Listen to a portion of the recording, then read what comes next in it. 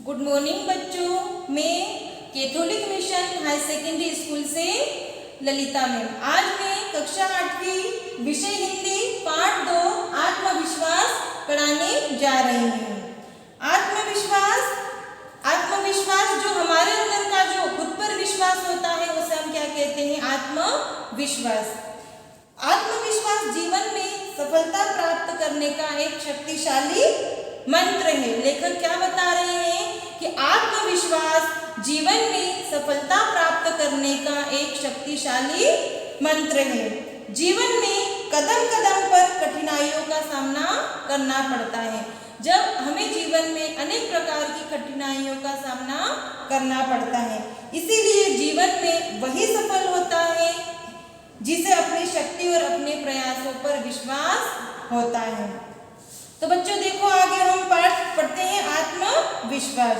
लेखक कहते हैं आत्महीनता, कायरता, कुसंस्कार, आत्मविश्वास जैसी कमी, दुर्गुण से हम अपने विरोधी की शक्ति को अपने से अधिक मान लेते हैं। लेखक का मानना है कभी कभी हम आत्महीनता, कायरता, कुसंस्कार, आत्मविश्वास की कमी जैसे दुर्गुणों से हम अपने विरोधी की शक्ति को अपने से अधिक मान लेते हैं। कभी कभी हमें ऐसा लगता है कि हमसे ज़्यादा हमारे मित्रों में या हमारे दोस्तों में हमसे ज़्यादा ताकत है, हम तो सफल नहीं हो सकते, वो हमसे अधिक अंक प्राप्त कर सकता है। तो हमें ऐसा नहीं सोचना चाहिए, हम भी वो काम कर सकते हैं। यही विचार हमारी शक्ति को आधी कर देता है, अर्थात विरोधी की शक्ति को ताकत देता है। यही विचार जो है हमारी शक्ति को आधी कर देता है और सामने वाली शक्ति को दुगनी कर देता है। परिणाम स्वरूप विरोधी हम पर सदा हावी रहता है। यदि हमें आत्मविश्वास है तो हम विरोधी को आत्महीन कर सकते हैं। अगर हमारे अंदर आत्मविश्वास है तो हम सामने वाले को असफल कर सकते हैं, अर्थात उसकी शक्ति, आदि शक्ति को हम ले सकते हैं। आपने महाभारत तो देखा होगा। महाभारत में किस किस का युद्ध होता है? कौरवों और पांडवों का। और उसमें किस पर कौन विजय प्राप्त करता है? पांडव, क्योंकि पांडवों को आत्मविश्वास रहता है। महाभारत में पांडवों की विजय का एकमात्र साधन कृष्ण के द्वारा पांडवों में आत्मविश्वास भरना था। महाभारत में जो पांडव होते हैं उनके अंदर कौन आत्मविश्वास जगाता है? श्री कृष्ण भगवान।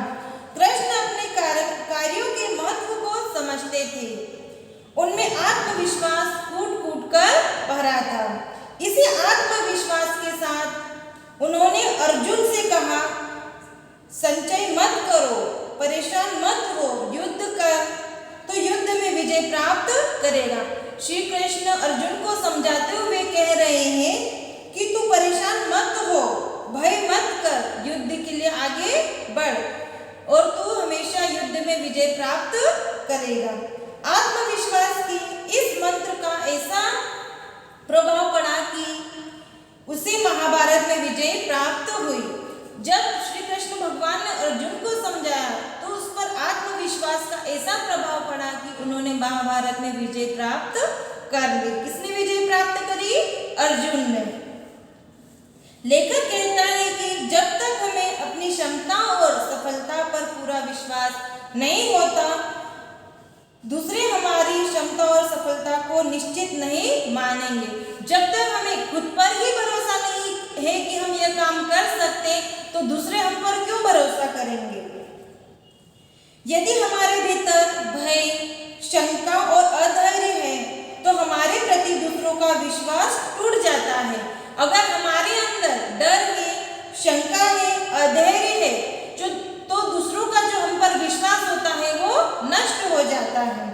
इसीलिए हमें आत्मविश्वास को विशेष महत्व देना चाहिए। लेखक क्या कह रहे हैं? इसीलिए हमें जो हमारा आत्मविश्वास होता है उसे अधिक महत्व देना चाहिए, तभी हमारी क्षमता और सफलता में वृद्धि होगी। तभी हमारी जो सफलता होती है, जो क्षमता होती है, वह उसमें अधिक वृद्धि होगी। लेखक हमें सावधान करते हुए कहता है कि जो व्यक्ति निराशवादी, डरपोक तथा असफलता की गीत गाते हैं उनसे दूर ही रहना चाहिए। लेखक का मानना है कि जो हमारे साथी होते हैं, जो डरपोक होते हैं, जो निराशवादी होते हैं, असफलता से गीत गाते हैं, हमें हमेशा उनसे दूर रहना चाहिए, क्योंकि ये दुर्गुण संपर्क द्वारा हमें आ जाएंगे और हम अपने आत्मविश्वास को खंडित कर देंगे। अगर हम ऐसे लोगों के साथ रहेंगे तो जो उनके दुर्गुण रहेंगे वो अपने भीतर भी आ जाएंगे और हम जो है वो खंडित हो जाएंगे।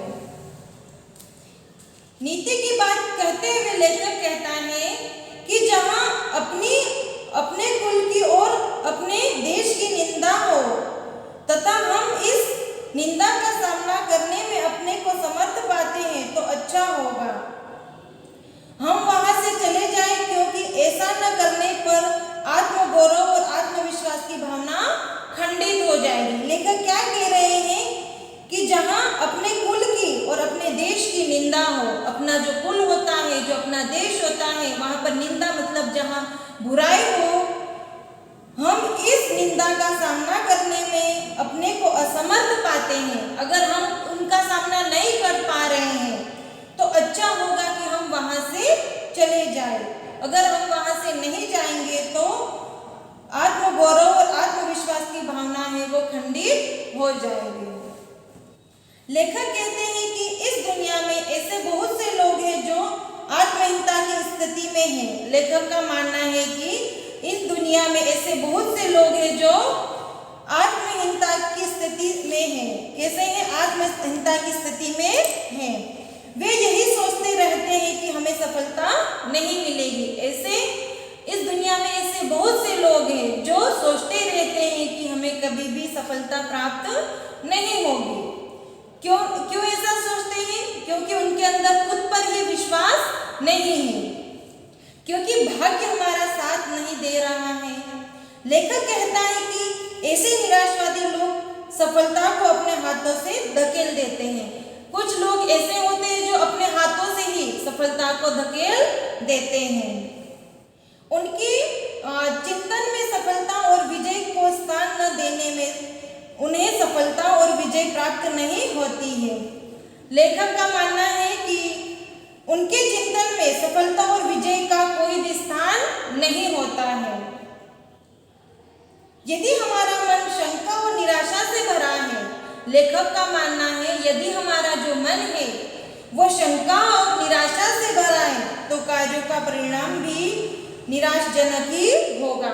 अगर हम अच्छा सोचेंगे, अच्छा कार्य करेंगे तो हमारा जो परिणाम होता है वो अच्छा होगा। अगर हमारे मन में शंका है, निराशा है तो हमारा जो कार्य है वो भी असफल होगा। सफलता, विजय और उन्नति की कुंजी अटूट श्रद्धा है। अतः प्रत्येक कार्य को श्रद्धा से करें, सफलता जरूर मिलेगी। लेखक का कहना है कि हम जो कार्य करते हैं वो हमें श्रद्धा से करना चाहिए। अगर हम श्रद्धा से कार्य करते हैं तो हमें सफलता जरूर मिलेगी, आत्मविश्वास बढ़ेगा। तो बच्चों, जो हमारा आत्मविश्वास का पाठ था आपको सभी को समझ में आया होगा। आत्मविश्वास का मतलब होता है हमारे अंदर का जो विश्वास है, जो हमारी श्रद्धा है वो हमें अटूट रखना है। अगर हमारा विश्वास पक्का है तो हम किसी भी मुसीबत का सामना कर सकते हैं। जिस प्रकार महाभारत में अर्जुन ने कौरवों पर विजय प्राप्त की थी। कैसे विजय प्राप्त की थी? पहले तो पांडवों को मतलब डर लग रहा था, भय हो रहा था कि मैं युद्ध नहीं कर सकता, परंतु उनको उनके सारथी श्री कृष्ण ने समझाया कि डरो मत, तुम्हें आत्मविश्वास रखना चाहिए। अगर तुम आत्मविश्वास रखोगे तो इस युद्ध में जरूर सफलता प्राप्त करोगे। और अर्जुन ने श्री कृष्ण की बात मान ली और उन्होंने युद्ध में विजय प्राप्त कर ली। ऐसे ही जो नेताजी सुभाष चंद्र बोस थे, उन्होंने बहुत मेहनत की और ICS की प्रतियोगिता में उन्होंने विजय प्राप्त की। काय की प्रतियोगिता में? ICS की प्रतियोगिता में उन्होंने विजय प्राप्त की तथा अंग्रेज पर्यवेक्षक ने पूरी तेजी से घूमते हुए बिजली के पंखे की ओर इशारा कर उनसे पूछा, क्या इनकी पंखुड़ियां गिनी जा सकती है? किसने पूछा? अंग्रेज ने नेताजी सुभाष चंद्र बोस से पूछा, क्या इनकी पंखुड़ियां गिनी जा सकती है? सुभाष बाबू ने झट से पंखा बंद किया और बोले, जी हाँ, सुगमता के साथ इनकी पंखुड़ियां गिनी जा सकती हैं। इसी प्रकार इसमें बहुत सी बातों को, बहुत सी कहानियों को अलग अलग भागों में बांटकर आत्मविश्वास की जो भावना होती है उसे समझाया गया है। वैसे पाठ तो बहुत बड़ा होता है और हमारे पास समय कम है, इसीलिए मैंने आपको कुछ मेन पॉइंट के माध्यम से आपको आत्मविश्वास का जो पाठ है उसे समझाया है। तो जो आगे के शब्दार्थ है, क्वेश्चन आंसर है और बाकी जो हमारा आगे का अभ्यास है वो हम PDF के माध्यम से आप लोगों को सेंड कर देंगे। तो बच्चों, आप सभी को पार्ट 1 तो कंप्लीट हो चुका है और पार्ट 2 भी आज मैंने आप लोगों को समझा दिया है। तो आप सभी को ये फेयर कॉपी में नोट करना है और आपको अपनी पढ़ाई जारी रखना है।